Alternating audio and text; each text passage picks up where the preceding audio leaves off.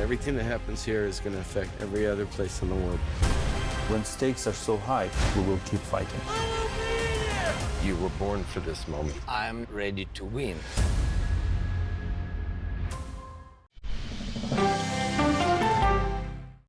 Tonight, was an Army doctor betraying the trust of service members to sexually abuse them? Soldiers speak out for the first time to CBS News. Then, the unexpected benefits of a weight loss drug that could help those struggling with alcohol use on the CBS.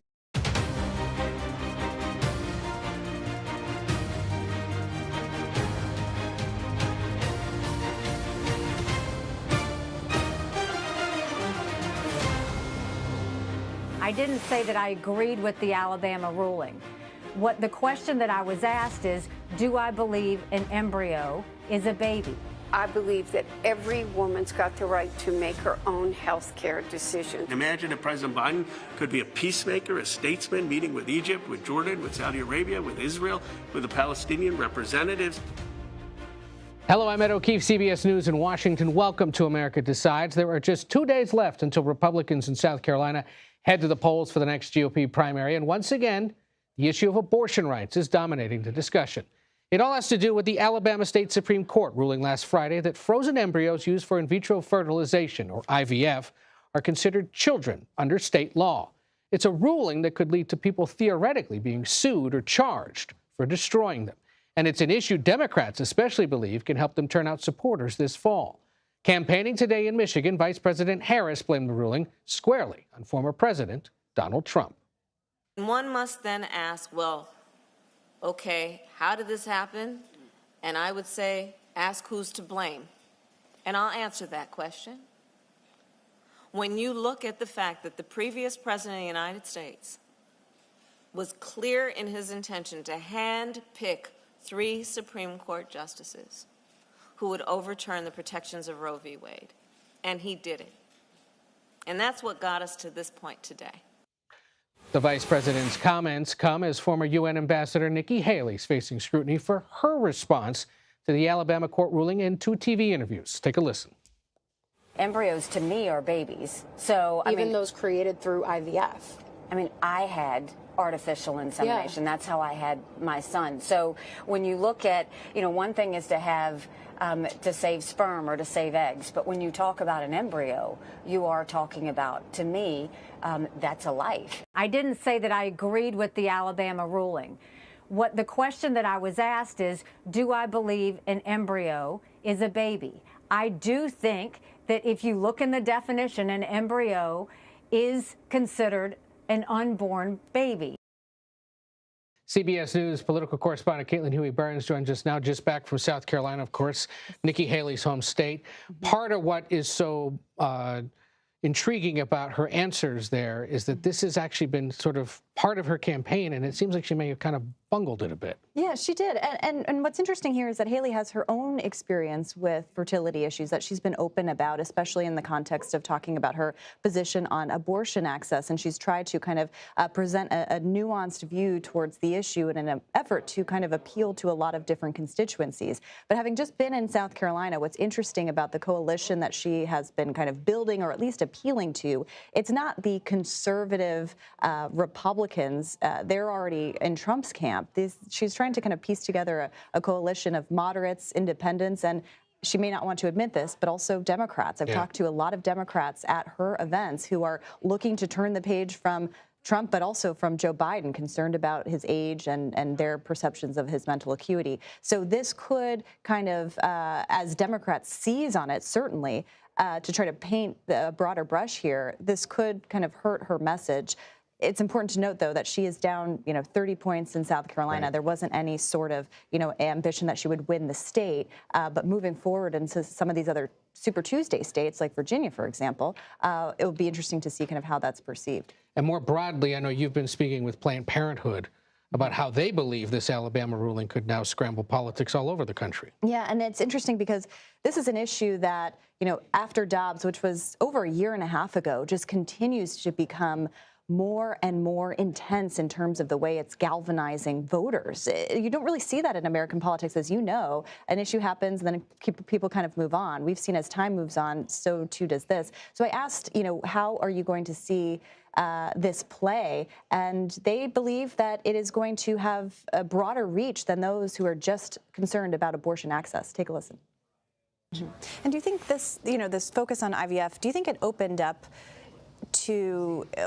engagement or interest from people who may not have necessarily thought about access to abortion? I think that what we're seeing again is the connection between abortion bans throughout reproductive healthcare. There's a spectrum of reproductive healthcare, including abortion, not just pregnancy, not just IVF, not just contraception. But when you impose abortion bans in states, what you're also doing is you're making pregnancy outcomes more dangerous.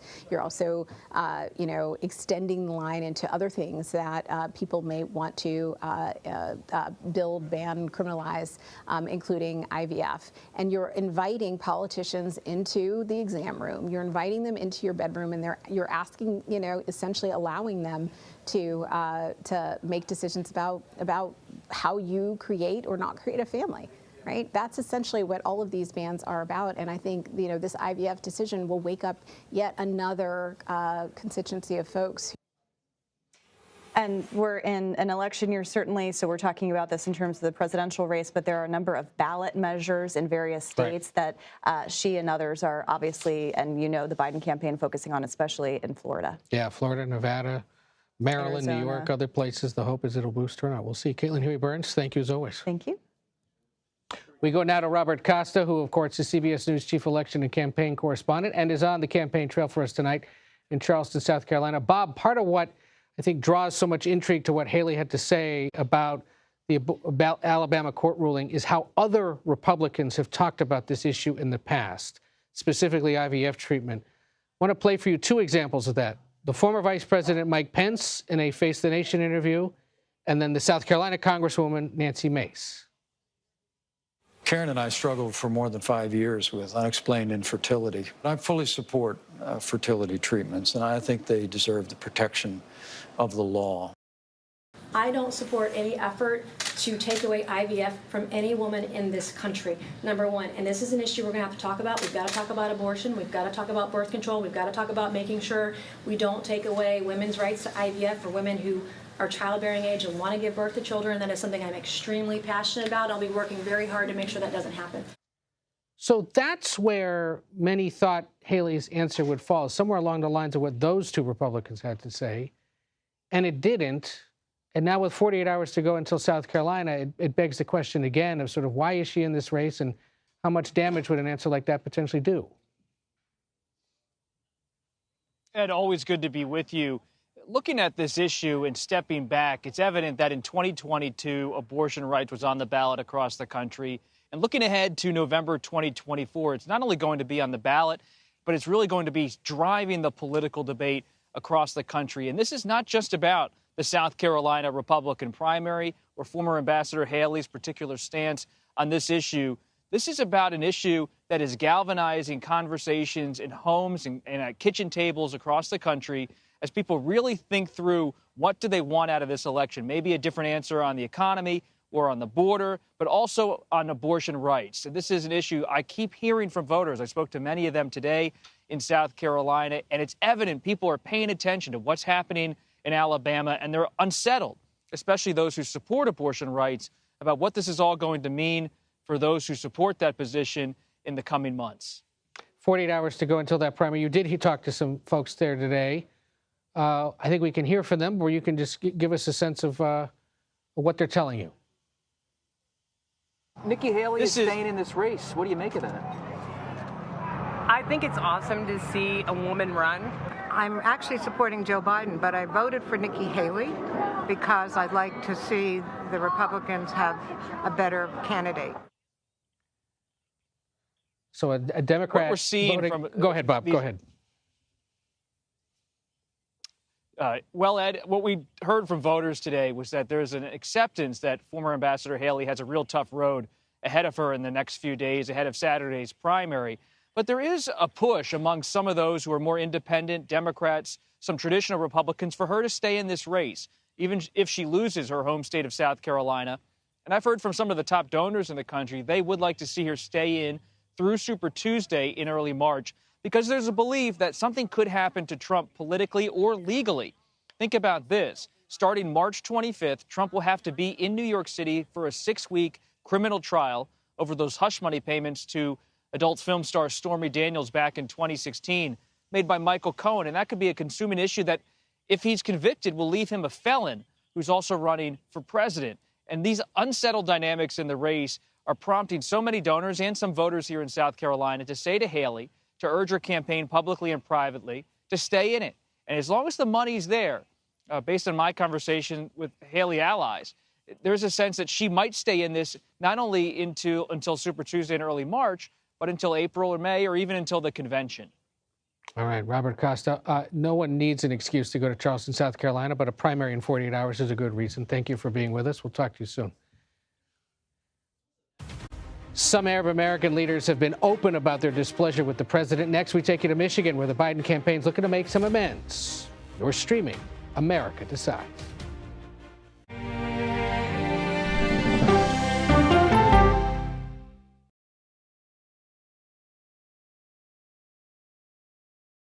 Well, let me start with this.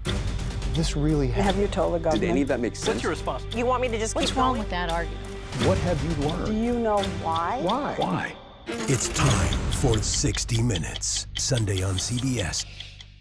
An original documentary from CBS Reports. Since you started La Soup in 2014, do you have any sense as to how much food you've rescued from the landfill? We've rescued 4.5 million pounds. I can't even fathom how much food that is. And that's one little person in one little city in America. We're going to call this chicken piccata. We did 450 of these meals today. This is the exact dish you and I are going to have. Yep. Oh my God. Is it good? Mm-hmm. Having a plan of how to keep people fed should be in every single city. If we eliminated food waste, could we eliminate hunger? Yes. Eating Trash, now streaming on the free CBS News app. At this moment, terrorists could be plotting another attack. 9/11 triggered a counter-terrorist system that included a secret database. This person needs a closer look. A growing list of nearly 2 million people, including some Americans who say they're innocent. For 1 hour flight, I have to spend 6 hours to go and come back. CBS Reports explores the system, the people responsible for it, and those pushing for change. I'm not fighting against them. I'm fighting for them to do the right thing. The Watch List, now streaming on the free CBS News app. He was there when the war in Ukraine started. Extreme history. It's a big moment. The extraordinary story behind Sean Penn's new Paramount Plus documentary, Superpower, when we go person to person. An original documentary from CBS Reports. AI is among the most world-changing technologies ever. Curing diseases, scientific breakthroughs, making lives better. They can help us with medical discoveries, scientific discoveries, doing better agriculture, having cures for things like Alzheimer's. It's also going to really transform the way we work. The uplifting potential of artificial intelligence is limitless. It gives you a friend, somebody to chat with 24/7 that is non-judgmental. He makes me feel loved and desired. And so are its downfalls. The problem with all this AI is that it's unpredictable and uncontrollable. The choices we make now will have lasting effects for decades, maybe even centuries. The ChatGPT revolution, now streaming on the free CBS News app. It's like a screenplay, something straight out of Hollywood. Human remains found this week. The mystery would haunt investigators for years. A gripping true crime original, 48 Hours, now streaming on the free CBS News app. How can we become our best selves? That may be more about character than talent. The ultimate mark of your potential is how far you've climbed, not how high you've gone. Realizing your true potential with Adam Grant as we go person to person. Welcome back to America Decides. Right after South Carolina, Michigan voters head to the polls in 5 days, and the president's reelection campaign is deploying big names into the state to shore up support. Vice President Harris, as you saw earlier, was there today, as was California Congressman Ro Khanna. His visit comes amid frustrations in the Arab and Muslim American communities in Michigan about the president's handling of the Israel-Hamas war. CBS News campaign reporter Aaron Navarro joins us now from Dearborn, Michigan. Aaron, remind us why Dearborn matters politically ahead of this primary and what some voters are thinking about doing there on Tuesday. That's right. Dearborn is home to a lot of Arab Americans, and Michigan overall has the most Arab American residents in the country. And in a state that was a very slim margin for President Biden, this group has been pushing for voters to vote uncommitted in the upcoming primary next Tuesday as a way to protest how the Biden administration has been handling the Israel and Hamas war. They want a permanent ceasefire. And many of those local community members say that they are not going to be voting at all in November. I ran into some of those younger voters during a town hall where Congressman Ro Khanna heard from pro-Israel and pro-Palestine students to talk about the ceasefire. And that's kind of why part of the reason he's here is because there is this push to vote, in a sense, to protest President Biden next Tuesday. I'm concerned. I mean, I think if we continue down the status quo, we really risk having people be apathetic, having people be angry. But if we make a change in direction, if we bring the war to an end, if we make sure that our commitment to funding Gaza and the redevelopment and UNRWA is there, if we make sure that we actually start a peace process. I mean, imagine if President Biden could be a peacemaker, a statesman, meeting with Egypt, with Jordan, with Saudi Arabia, with Israel, with the Palestinian representatives to say we finally are going to get this situation to move forward with Palestinian state, then I think we can win people back. Now, the congressman was optimistic that President Biden would eventually find his way to supporting a ceasefire more in a full-throated way. He said he's going to be watching the State of the Union address to see how far President Biden has moved on the issue. And he also said that he wants to get at least 100 members of Congress to support a ceasefire, as he thinks that that will send a clear sign to the White House and President Biden's campaign to look at their foreign policy stance. Interesting. We'll be tracking that. Aaron Navarro in Dearborn, Michigan. Thank you. Michigan Democratic Congresswoman Debbie Dingell joins us now from Ann Arbor. Congresswoman, thank you for being with us. I know part of the reason you're campaigning today on behalf of the president is to meet specifically with Arab American voters and others across the state who might be thinking about possibly voting uncommitted in the primary next Tuesday. I'm just curious what specifically you would say to those that might be thinking about doing that because of the president's position on the Israel-Hamas war. You know, and I have a very different attitude than most people do. I've worked more than 30 years to have a state like Michigan, and it doesn't have to be Michigan, but to have a state where the issues that matter in November are going to be part of the early discussion.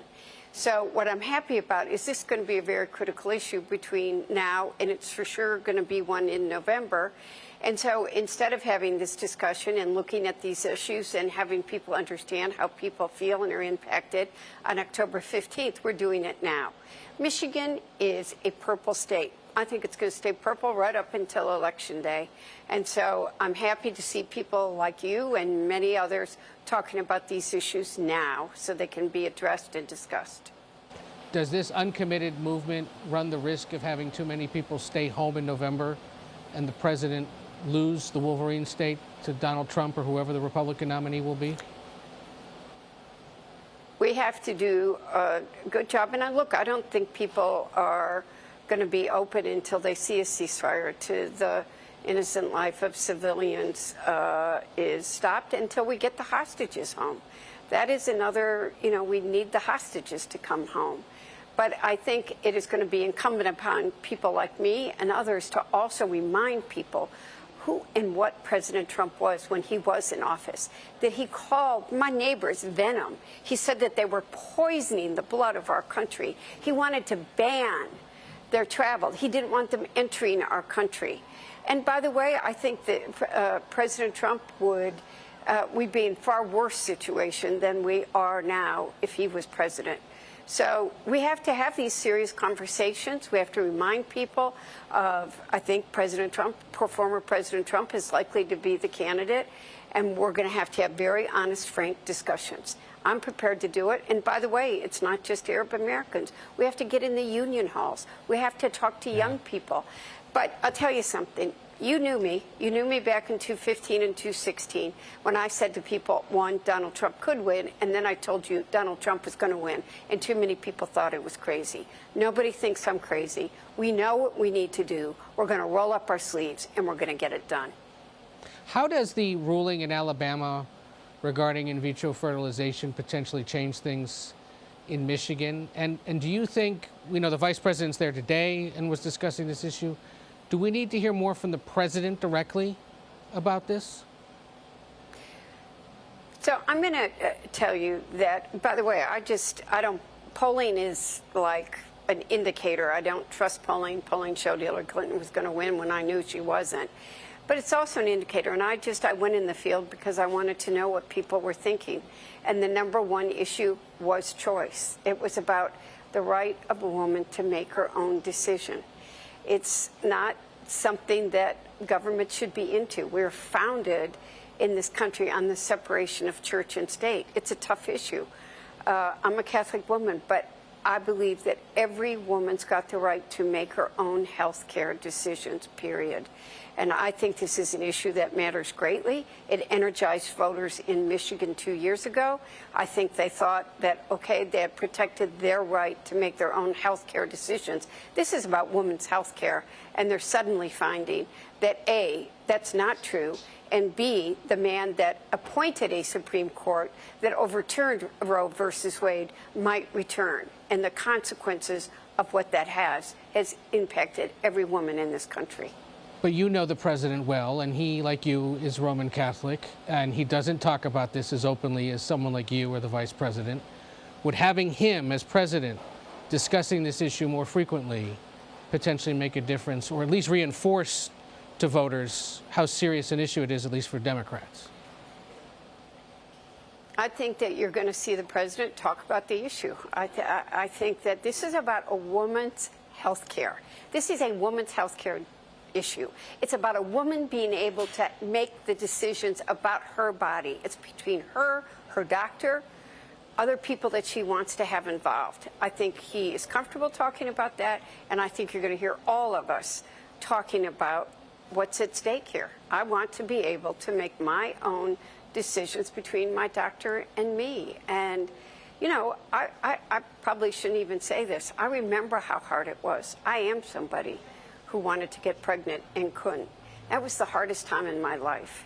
So I just believe those discussions belong with a woman and her doctor and her family and her religion. But she needs to have those discussions. We are founded. We are a country where there is a separation of church and state.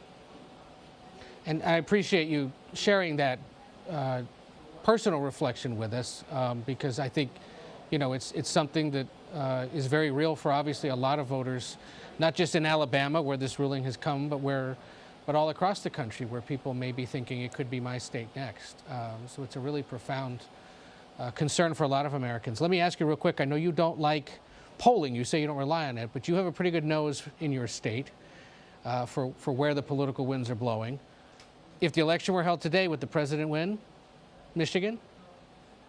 I think we're a purple state, and the election is next November, and we're competitive. There's no question. We are very purple. Voter turnout is going to matter. So that's what I'm going to tell you. We're going to turn out the votes for people who care about their future, who want to make a case between about preserving their democracy or autocracy. I think there are a lot of issues there, and we got to do a good job of making that contrast.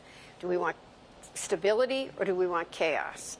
And I think we know what we need to do, and we got to go do it. Debbie Dingell from Ann Arbor, Michigan, thank you for joining us. We'll see you again back here in Washington soon. Should the Biden campaign be worried about a lack of enthusiasm? We'll talk to two political pros we know well all about that. Stay with us. You're streaming America Decides.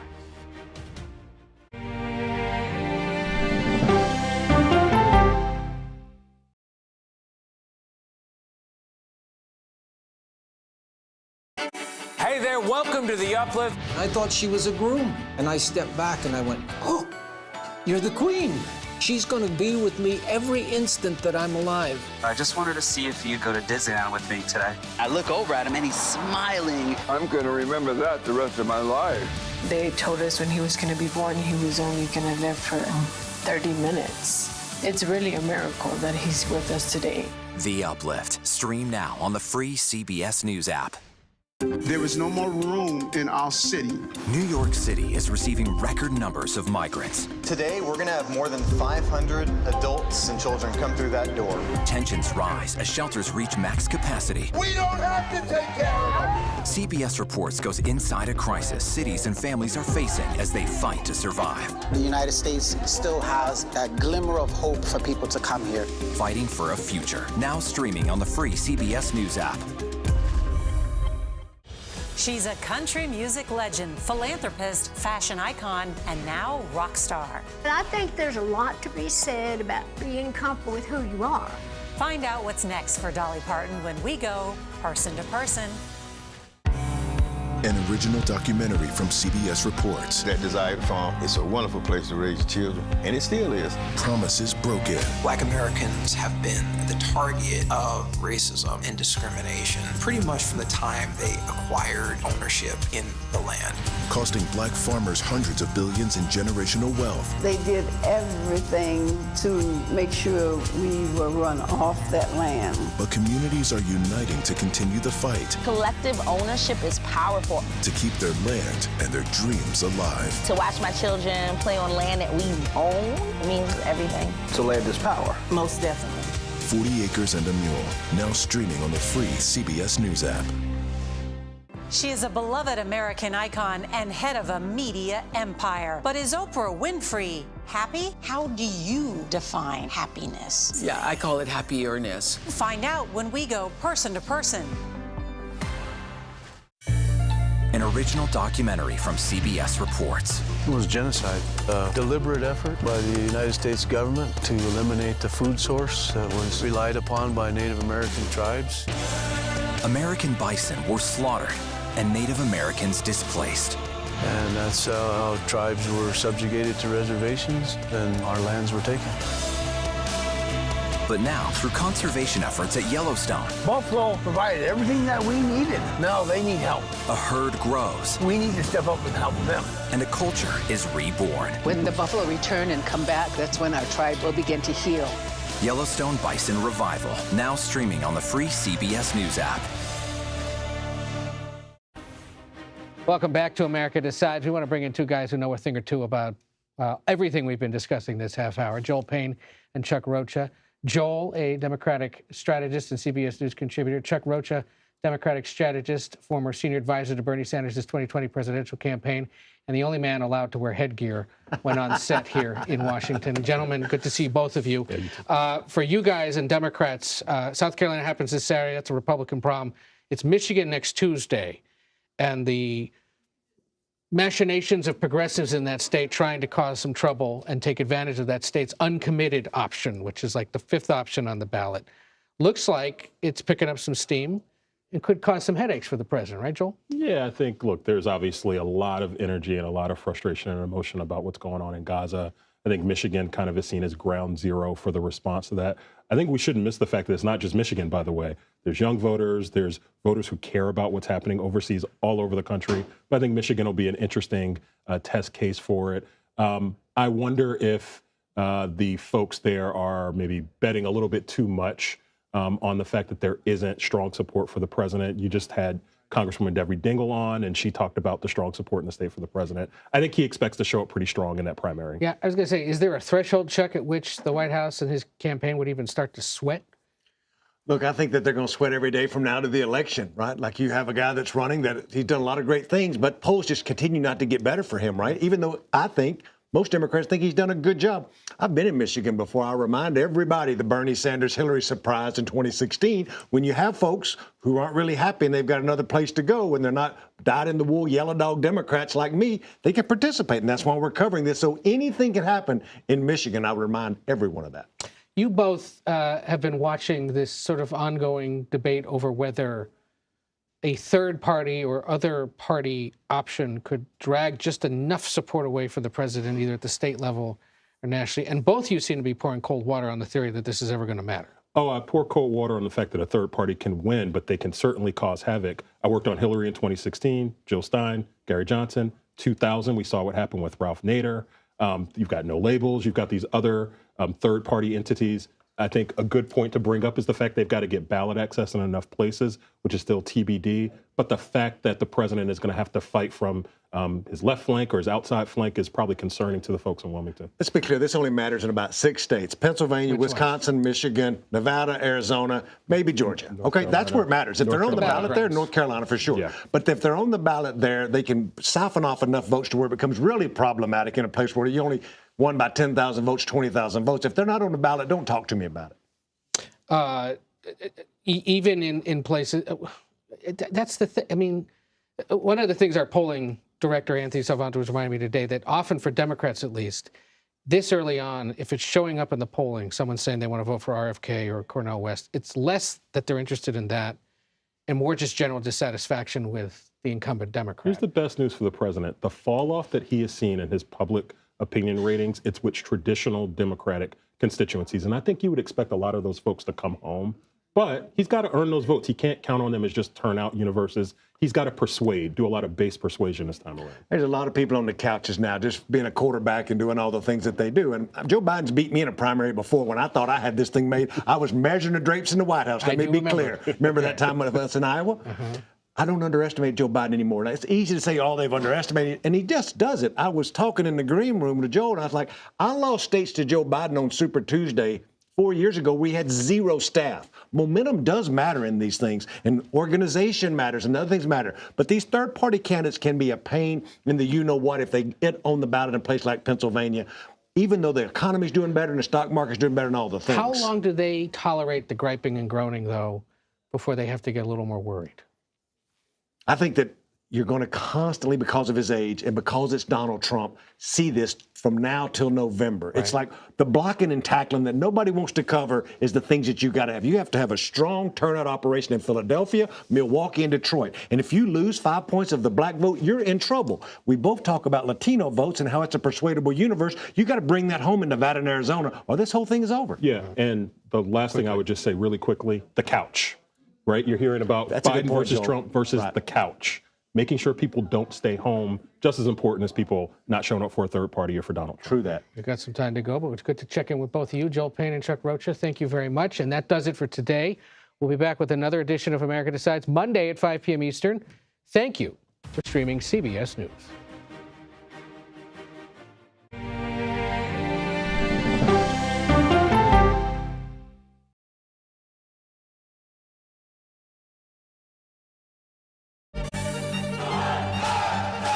Original documentary from CBS reports tensions rising between a powerful country and a vital island. The supply of this technology came grinding to a halt. The world would grind to a halt.